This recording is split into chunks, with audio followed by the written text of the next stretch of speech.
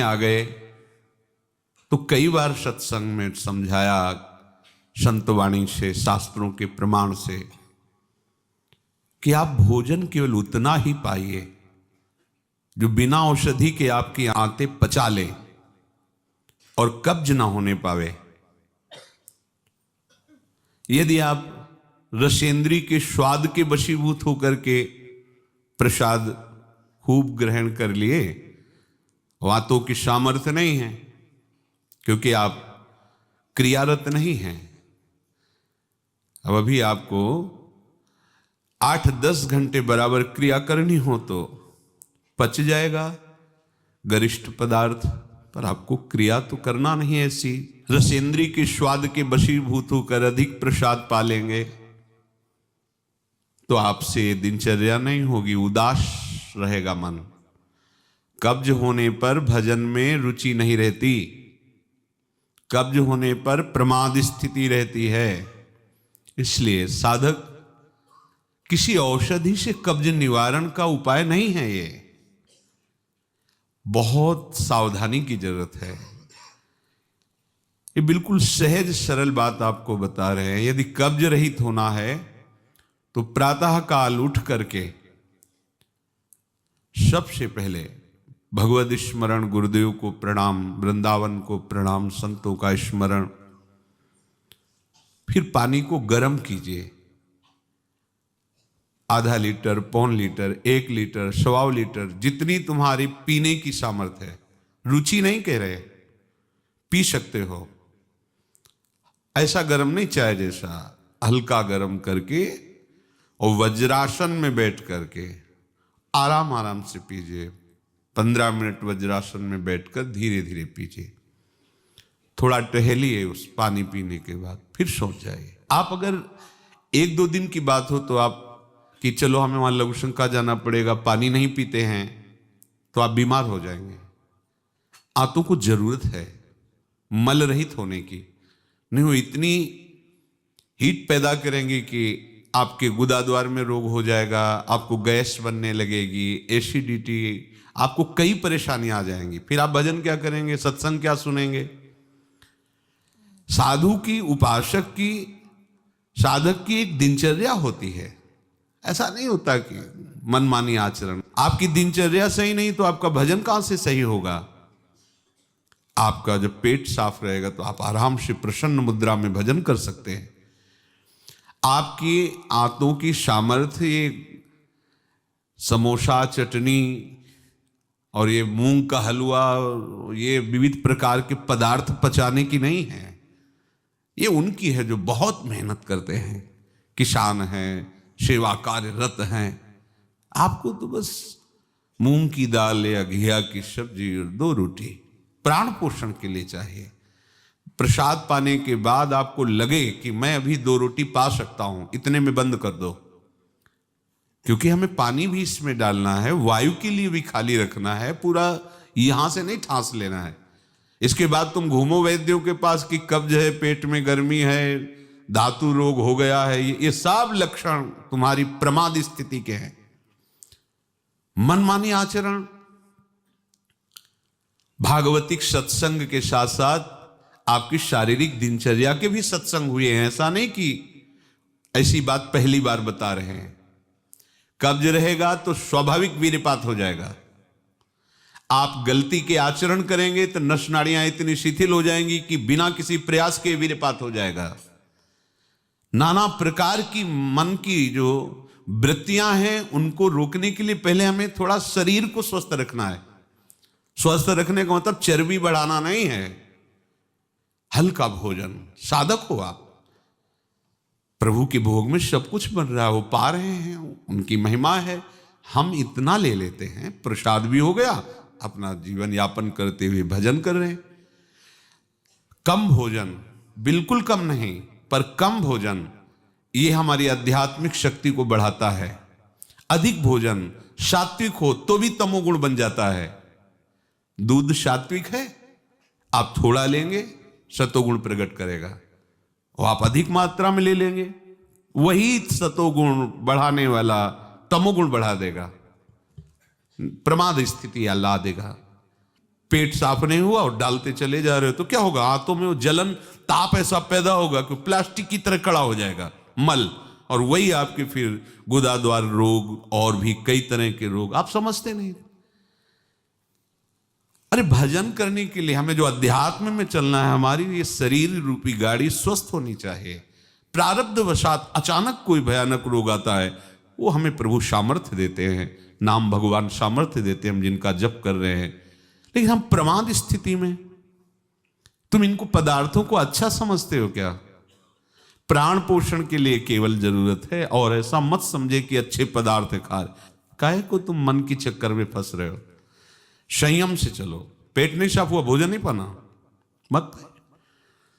खीरा ले लिया, मूली ले ली, काम चला ले। एक बार दोपहर में पा ले 2 खीरा 2 मूली, बस शांत। प्राण पोषण के लिए हो गया, अपने आप साफ हो जाएगा। सुबह जब पानी पियोगे एकदम साफ हो जाएगा। नहीं, भजन कहाँ है? कहाँ है वो वृत्ति जिससे हमें श्यामा श्याम के सुख वाला बनना है? बस यही दुख में घूमते रहो। फिर शाम के बना, दोपहर के बना, सुबह बना, फिर भी तृप्ति नहीं होगी। मान लो मेरी बात, ये माया की चाल है। साधु अपने शरीर पर शासन करता है, इंद्रियों पर शासन करता है। शरीर को जितनी आवश्यकता बस उतना कठोर बनो। इस बात के लिए, अपने लिए कठोर बनो, दूसरे की पवाने के लिए नहीं। दूसरा तो भगवत स्वरूप मान। अपने लिए, हर साधक अपने लिए शासन रखे। पहले से देख लो, एक दिन पा के देख लो, मेरा 4 रोटी से काम चल जाएगा, बाल भोग की जरूरत नहीं। मत पाओ। जब आपका पेट साफ नहीं तो बाल भोग रुकेगा नहीं, राजभोग रुकेगा नहीं, क्योंकि बर्बाद ना हो जाए ना, वो शयन भोग रुकेगा नहीं। और वो फूलता चला जा रहा है, क्रम से मल की परत पे परत जमती चली जा रही। आप इनको समझिए। अभी आप परमार्थ के मार्ग में चले हो, आपको बहुत जरूरी शरीर को हल्का और स्वस्थ रखना, नहीं आपसे भजन नहीं हो पाएगा। ये एक दिन का विषय नहीं कि आप सत्संग में आके बैठ गए हो गया। आपको नित्य सत्संग करना है, आपको नित्य वाणी पाठ करना है, आपको नित्य भजन करना है। आपकी दिनचर्या, आपका खान पान बिल्कुल संयमित होना चाहिए। देखो, यदि आप गंदी बातें करोगे, गंदी हरकतें करोगे, तो विश्व में कोई ऐसा वैद्य नहीं कि आपको ब्रह्मचारी दवा से बना दे। मान लीजिए, हमारी प्रार्थना मान लीजिए, यदि आपने अंगों को छेड़ा नहीं है तो लिख लो, आपका ब्रह्मचर्य क्षीण नहीं हो सकता। मानसिक चिंतन गंदा, प्रक्रियाएं आपकी गंदी, खान पान आपका ठीक नहीं, तो एक रोक के आप देखते जाना, आपको भजन में रुचि क्या, शरीर को नहीं संभाल पाओगे। मान जाओ मेरी बात। 24 घंटे में प्राण पोषण के लिए 2-4 रोटी काफी है। अरे संतों ने तो कई कई दिन भोजन नहीं मिला है, भजन एक तार चला है। आप भजन के लिए आए हो, भोजन बट वो क्या भाई, भोजन के लिए थोड़ी आप आए हो, भजन के लिए। सृष्टि में किसी भी पदार्थ की कमी नहीं, माया रचित है, वो ऐसे बढ़ते चले जाएंगे। अपने को एक सीमा रखनी खान पान की। एक नए साधक को देखा कि भोजन पाने के समय एक रस्सी में गांठ बांधे हुए थे, इधर और इधर, और जब उसी गांठ से गांठ ऐसे फिट करके बांध लिया भोजन पाने के पहले। बस जहां पाए तो रस्सी टाइट, जहां रस्सी टाइट हुई तो बस छोड़ दिया, भोजन में ही छोड़ दिया ऐसे। फिर कोई कितना भी प्रयास करो नहीं पाते थे। ये बाहर है, आंतरिक जितेंद्रियता की बात नहीं, इसकी जरूरत नहीं रस्सी की पेट में बांधने की, पर अच्छा लगा। प्रारंभिक स्थिति में ठीक है कि हाँ जहां टाइट होगा तुम खोल, मतलब बंद कर देंगे, तो उसे पहले ही देख लो कि हमें इतना पाना। ये जहर है और ये जीवन है, दोनों बात समझो। अधिक पौष्टिक पदार्थ आपको ब्रह्मचर्य नहीं रहने देगा। अधिक पौष्टिक पदार्थ आपकी आंतें खराब हो जाएंगी, पच नहीं पाएगा, क्योंकि आपसे सेवा नहीं होती। अगर 8-10 घंटे पसीना वाली सेवा हो कि फावड़ा चल रहा है, आप हल जोत रहे हैं, बड़ी मेहनत कर रहे हैं, दौड़ भाग हो रही, चलता रहेगा, आप पाइए पच जाएगा। अब आपको सेवाएं हैं नहीं, आप मनमानी रसेंद्री की तृप्ति के लिए, ये शरीर तो पंचभौतिक ही है ना। उचित आहार कितनी बार समझाएं। जैसे भोजन आवश्यक है वैसे ही जल आवश्यक है, उतना वायु। ये पेट बना हुआ एक थैली है, तुम नहीं हो पेट, तुम नहीं हो रसेंद्री, तुम नहीं हो भोक्ता। काहे को मूर्खतावश ये जो शरीर रूपी गाड़ी मिली इसको नष्ट कर रहे हो और अपनी यात्रा को रोक रहे हो। इसका एक सिद्धांत है, एक हिस्सा अन्न, एक हिस्सा पानी और आधा हिस्सा वायु के लिए रहने दीजिए। ऐसे रखा जाता है, तभी आप देखना ऊर्जा शक्ति आपकी बढ़ेगी, भजन की वृत्ति बनेगी आपकी। अब यहां चारों हिस्सा में अन्न भरा हुआ है और ऊपर से पानी, रुचि नहीं है पीने की, क्योंकि वो अंदर ऐसा जहर बनता चला जा रहा है। जल जब जाता है तो लघुशंका के द्वारा बहुत से ऐसे पदार्थ है जो हमारे शरीर को हानि करने वाले, उनको निकालता है जल। मल की आंतों में जाकर मलाशय में वो मल को गीला करके निकालने की चेष्टा करता है।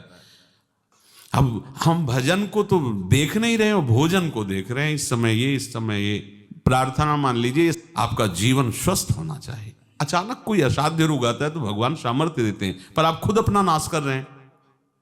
अधिक भोजन करने वाला, स्थूल प्राण वाला, चंचल मन वाला कभी भजन में नहीं रुचि हो सकती।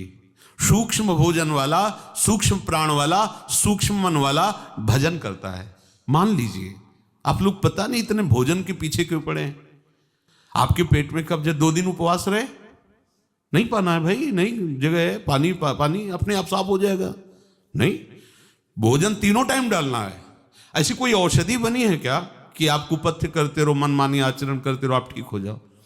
अगर बाई चांस किसी को ऐसा कब्ज है तो बताया है आपको, इस वर्षों सेवन की हुई औषधि, जब कभी ऐसा लगा तो छोटी हर 1 चम्मच और 1 चम्मच इसबगोल की भूसी उसमें मिला लीजिए। शाम के 200 ग्राम 250 ग्राम गुनगुना दूध से ले लीजिए। ये ऐसी है कि आपको बार बार परेशान नहीं करेगी, पर ये धीरे से आपके कब्ज को, क्रम को नष्ट कर देगी। जो अंदर बना हुआ कब्ज है वो धीरे धीरे कई दिनों तक बराबर लेते रहिए। पकवान, गरिष्ठ पदार्थ ये उपासक के लिए वैसे ही अनुकूल नहीं, भले कब्ज ना होती तो भी अनुकूल नहीं। आप मूंग का हलवा पाएंगे, आप बादाम पिस्ता पड़े हुए पदार्थ पाएंगे, आप भजन करेंगे कैसे? मतलब क्या केवल रसेंद्री की तृप्ति ही हमारा उद्देश्य है क्या? कैसे तुम्हें ये बात अच्छी लगती है कि हमें पदार्थ भरपेट पाने? अरे हमें भरपेट भजन करना है। अब वो तो देखने को नहीं मिलती वो बात जो पुराने साधकों में एक जलन होती है, एक ताप होता है भगवत प्राप्ति के लिए। हर समय भजन के लिए व्याकुल रहता है, उपाय करता रहता है, नई नई युक्तियां सोचता है भजन के लिए। और हम नई नई युक्तियां सोचते हैं भोजन के लिए। आज ये कब तक खाते रहोगे? शरीर को कब तक पोषित करते रहोगे? मरेगा, नष्ट होगा। जिस काम के लिए है वो काम बना लो। ये तुम्हारा शरीर नहीं है, तुम शरीर नहीं हो, ये नष्ट होगा, मान लीजिए। आप यदि गलत क्रिया नहीं कर रहे हैं और आपका पेट साफ है तो विश्वास मानो, ये ब्रह्मचर्य वो चीज नहीं कि स्वाभाविक नष्ट होती जाए।